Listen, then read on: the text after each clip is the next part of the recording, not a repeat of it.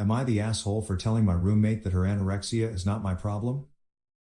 We are both 23F. It's been getting into the 90s, F, where we live, so I've been turning on the AC when I get home. I also work a physically intense outdoor job, so I come home really sweaty and exhausted from the heat.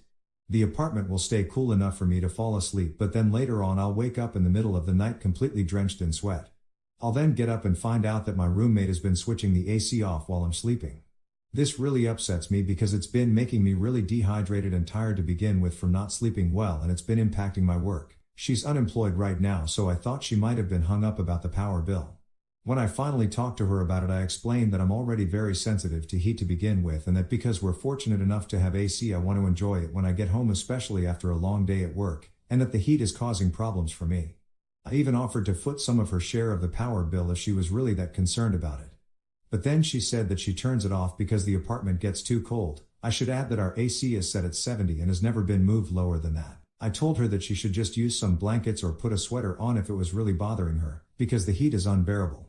She then countered by saying that because she's in recovery from anorexia, she's really sensitive to cold and that I'm not prioritizing her needs.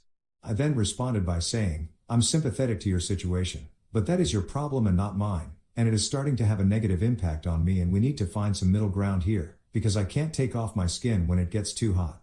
She then got extremely upset and angry and told me that I was being ableist and insensitive. I'm kind of bothered by this because I've also had struggles with eating disorders in the past.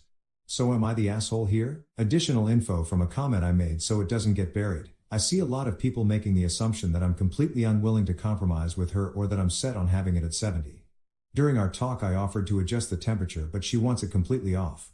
Not adjusted. Off all the way. And that was what made me angry.